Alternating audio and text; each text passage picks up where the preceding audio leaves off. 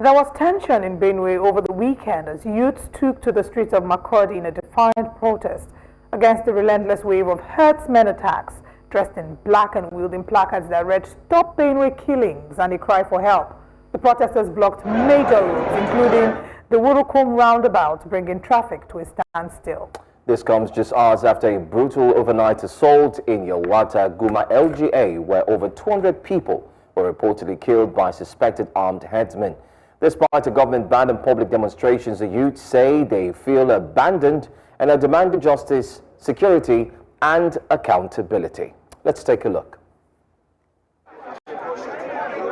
Yesterday, over 200 people were killed in their sleep. What kind of a thing is this? And Mr. President is quiet. The governor is quiet. These people are not asking for political alphabet. They are just killing people in their sleep. We have counted more than 10 trucks that are here, more than 10 for peaceful protesters. More than 10 trucks. If we count more than 15 trucks here for peaceful protesters, and these people cannot mobilize and go to Daudu where they are fighting, it is pitiful, it is disgraceful. The governor has already given us all the necessary support, all the logistic, every support we need. And we are not going to disappoint anybody. Just be patient. What you see happening in Yelwata yesterday is because we have taken over APA, because we are taking over Way West, because we are already pushing in Agatu. So when they were escaping, they just want to do something that they will seem that they are in control, but they are not in control. Well, the governor, Hyacinth Alia of Benue State, on Sunday said a combined team of tactical and response squads has started arriving in the state to address the ongoing security challenges concerning what's been taking place. Don't forget to the president, as we rightly said at the start of this show, also put out a press release through his SSA stating that enough is enough, therefore giving the governor the right to go ahead and ensure that he works with security operatives to bring lasting solution to the ongoing insecurity troubles and also the crisis. Well, joining us for today's discussion here in the studio, we'll have a security consultant and expert, Onyekachi Adekoya, joins us this morning. Thank you so much for being here. I remember the last time you were here, you had mentioned that what we saw in Plateau State will continue and will happen again. And it's much more like, we're not going to say it's a prophetic statement, but it's a reality, because we're starting to see the similar incidents which we thought would stop in Benue State, but now it's repeating itself again. Yeah. Firstly, my heart goes out to the families that have lost loved ones and the community sacked. This is our sad reality in Nigeria. The data speaks for itself. The matter, as it were, is not leaving us anytime soon. I remember that they had a North Central engagement, community engagement program under the auspices of the presidency. And then the organizers had invited the Chief of Defense Staff to come and speak to the issue. This again highlights the problem we have with our insecurity in Nigeria. You can't keep inviting. What business does the Chief of Defense Staff have in these issues that are local to Benue? We listened to the press statement by the governor, and I couldn't make much sense of what the governor was saying. With profound respect to him, maybe there's something he knows that we do not know. He said that politicians in Abuja are the ones causing the problem. Well, if he's going to accuse Senator Akume, he should come out and mention his name, because it's on record that they're having some issues. And in this same Benue, we recall that Otom and Suswan were having issues. These same issues reportedly caused a number of problems within the polity in Benue during Otom's time. Now, if you follow the political trajectory, people were fed up of the infighting between Otom and Suswan and decided to jump ship to the APC, hoping to start afresh, only for... It's like what's happening in Rivers State. So I'm just following the data. So to some extent, the politicians are responsible to some extent for this problem. But the bigger problem is that there's a chief security officer of the state, that is the governor. The bigger worry is that if you listen to him, it doesn't sound as though he knows what he needs to do. It doesn't sound as though there's a clear strategy on ground. It doesn't sound as though Benue State has a statewide security strategy document that says that this is what we're going to do to protect our people. I know that they have a Benue Civil Protection Corps, almost like a Motecon. But you can have people, you can have resources, but if you don't have the body of security knowledge required to create a program, then that gives us a bigger problem.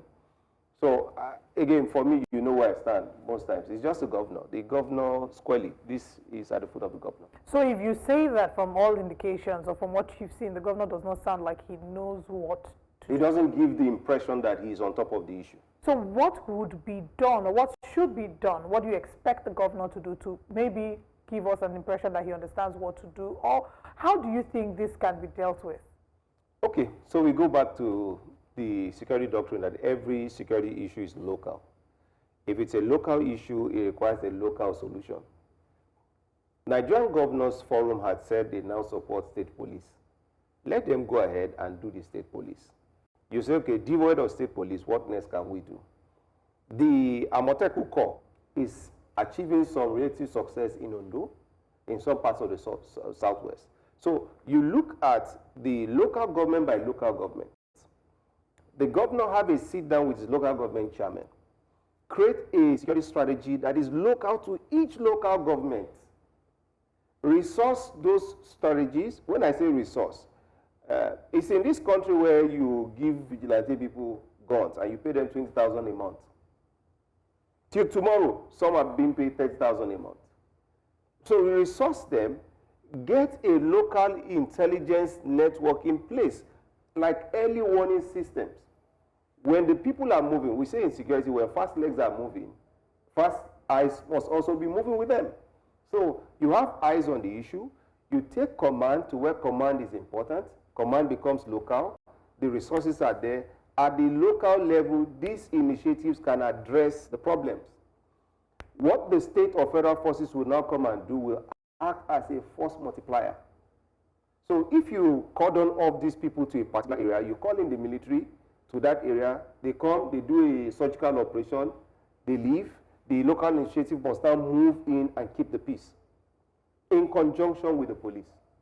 So the governor is to blame. I don't, in place, the same thing I said in this one, so the bigger problem is, as we're approaching 2027, the politicians will want to score points against each other. This is how we play the politics in Nigeria.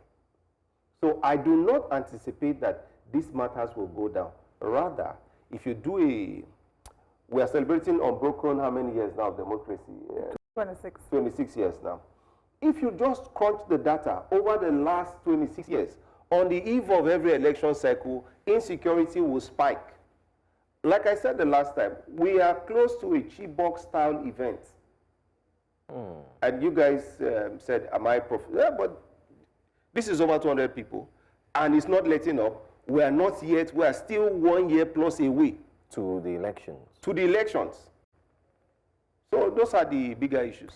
So again, even as we try to think of how to navigate this challenge, I think a question that comes to mind is what really is the cause? And I ask this because we hear people who call this terrorism, we hear ethnic cleansing. So how much about land is this? And how much is it about ethnicity or religion? Yeah, I mean, so you can give convenient appellations to these issues, but crime is crime. It's not like I don't care, but who cares if it's ethnic cleansing? It's a crime. It's a criminal felony.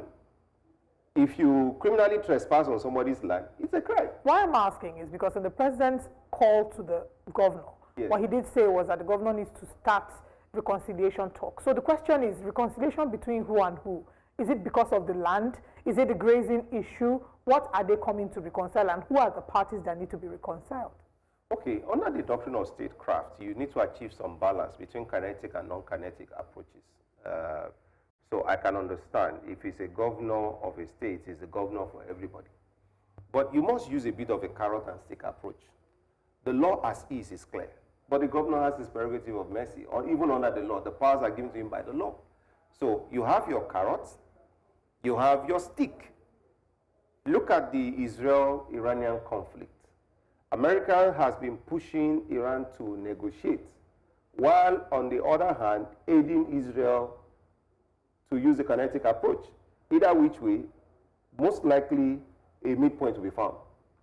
So if you are going to be speaking on reconciliation and all that, you must have your stick, a very big stick at hand, so that you give the other side the opportunity to reconsider their position.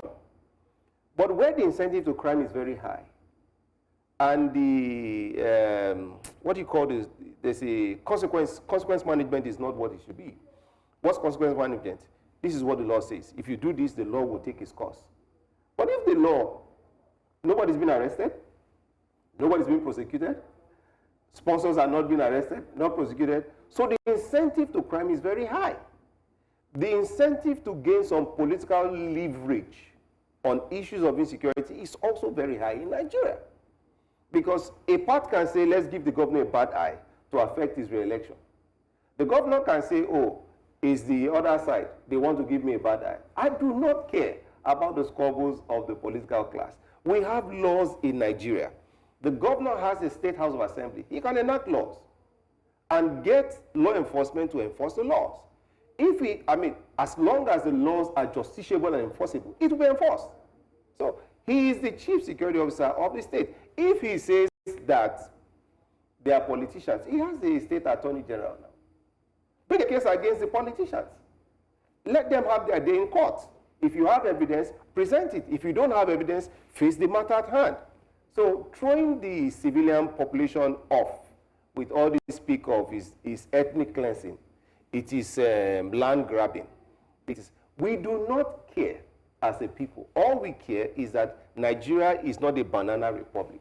We're a country of laws, and we have the apparatus of states to enforce our laws. Otherwise, we are not a state. Otherwise, Benue State is not a state. Otherwise, the governor may as well resign. This is tough now, because the people of Benue, they've never had it this rough, where back to back to back they're facing these challenges. But why does Nigeria, let's put it that way, why is the federal government, in your own thoughts, holding back? We do recall some years ago that Dubai had said they've released names of sponsors of terrorism in Nigeria. We've also, like you rightly mentioned, and we also said it here in the morning, that the governor himself had said that he's aware of those who are supporting this. And not too long ago, the president of Association of United Farmers Benue Valley, Chief Dennis Bongbong, has come out to make a very strong claim that traditional rulers are camping the Lakora bandits within the domain. And if you look at it, this insecurity is like there are clear signs of persons who are aiding and abating the insecurity that we see within Nigeria's Middle East, or better still the North. But yet again, nothing is being done. Is it that the federal government's hands are being tied, or is there a fear of trying to name some people, and there's fear that if you call their names, there'll be problems? So, firstly, when you say they've never had it this bad, actually they have. Benue State has always been in the eye of this type of storm. Remember, they had an ethnic militia leader called Ghana. Absolutely, I remember that. Who at the time was, took matters to his hand. And, some argue that maybe, again, it was a bit effective. But the infighting between Suswam and Otom led to the death of Ghana, which immediately after that, you saw an uptick in the issues in the Benue. So they've always had this this way. Unfortunately, it's again the infighting between the political godson and their sponsor, or sponsors as it were. Now, when you say the UAE did release some lists, I didn't see in any paper, not on CNN, not on Fox, not on Al Jazeera, not on Vanguard, the purported list. If the UAE released it, then they should have published it. So maybe we'll start from the source of the information, whether or not that information is there. Now, the next question you ask is, what is the federal government not doing about it? What should the federal government be doing about it? It's a subnational issue. It's all narrative management when they say they are ethnic cleansing. It's all narrative management. It's just masking incompetence with political garbage. When you say it's my opponent, excuse me, sir, the governor sits at the National Security Council. He sits in the council of that governs the police. He is at different levels of federal engagement. The governor has senators, maybe in this case they are not loyal to him, and has House of Reps, and he has his subnational National Assembly. The governor has the command of the federal forces within the state, not control. Remember, there's a difference between command and control. Yeah, I mean, you mentioned that last time you came.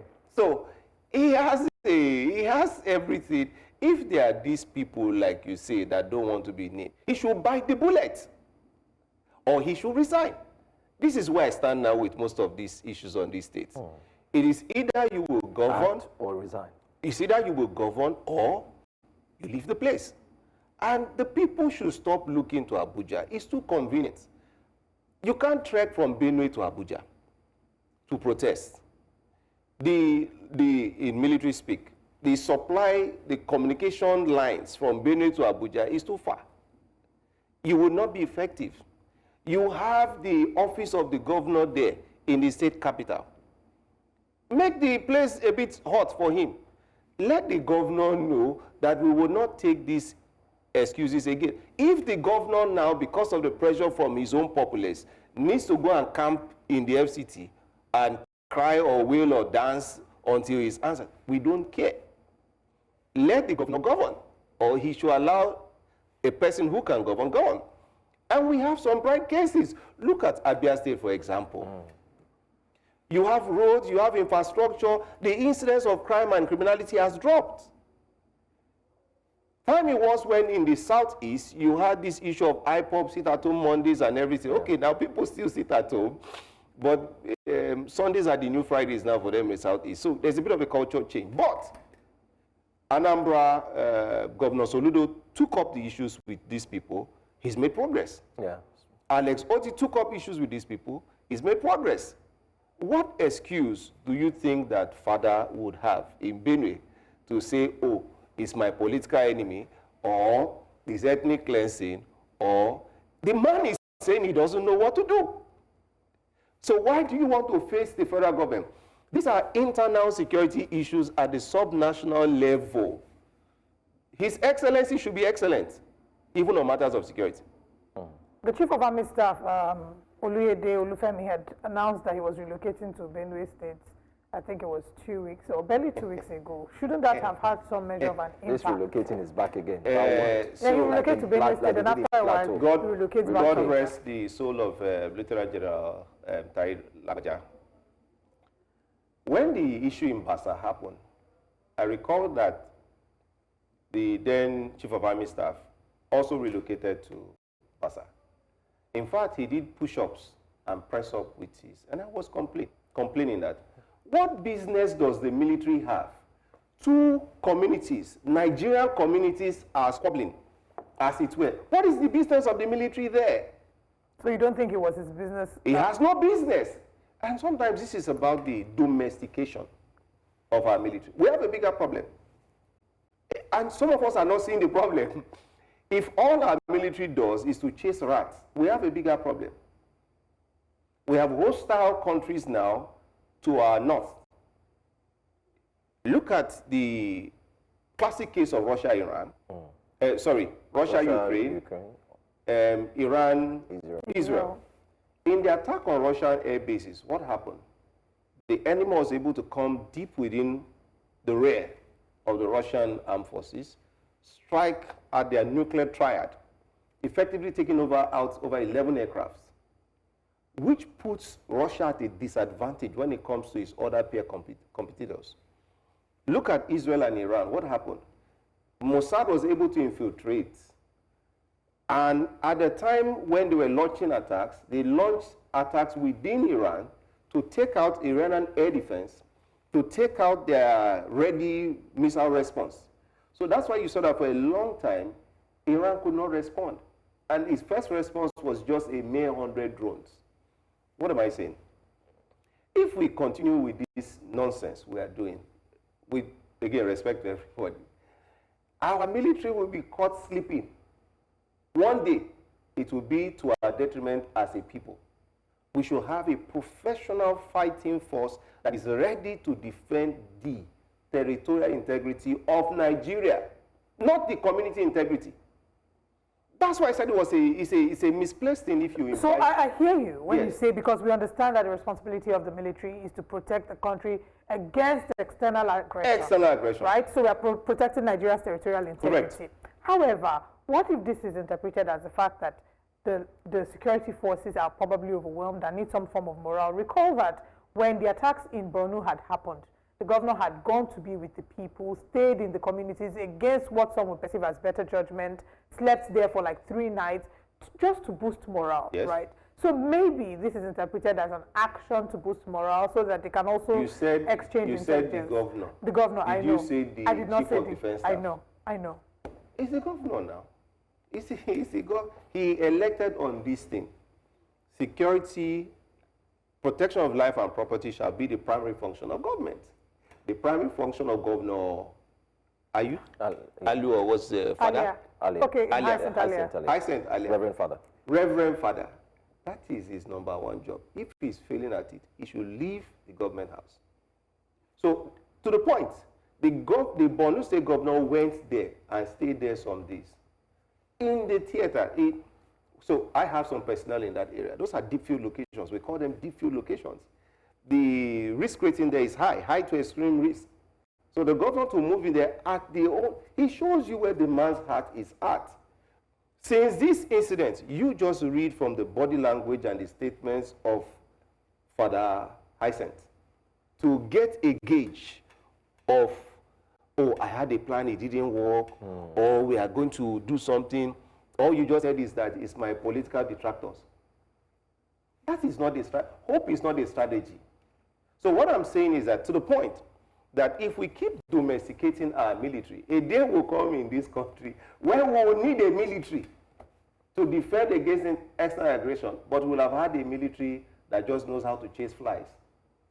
So the bigger systemic problem. So this problem we see are quite symptomatic. It's symptomatic of a deep-seated structural problem. The language of law that the agencies have, the military, says that they can also provide internal security support. If the language of law removes them from that function, we will now need to look at the police or the civil defense force. The military lives in a cocoon. They are not fit for internal security operations. We train them to shoot to kill. We train the police to investigate, to be civil, to follow the criminal justice system. So there are doctrinal challenges that creates an operational gap that constricts the military from embedding within the local community. The DSS can embed, NIA can embed, the police intelligence unit, the police, the civil defense. You see, these people are easy, and that's the first touch point for intelligence gathering. When you are within the community, you can. If you take the military, they are going to create a FOB, a forward operating base. And the first thing they are going to be thinking about doctrinally is the protection of that FOB. So they are going to create physical barriers, you know, around themselves. That becomes a psychological barrier also. The military will see themselves being there on a particular mission set, which is search, destroy, eliminate. So at what point in time would the military be able to do a sustained work in gathering intelligence, in infiltrating, in addressing the issues, and doing proper police work? That's why I say it will never, the military will never be the solution to these internal communal issues. And just like the president said, you also believe that the bulk of the responsibility lies on the table of the governor of the state, and we're waiting to see what the next steps are from Reverend Father Hyacinth Alia, the governor of Benue State. Onyekachi Adekoya, thank you for joining us this morning. Thank you so much. Thank you for having me. All right.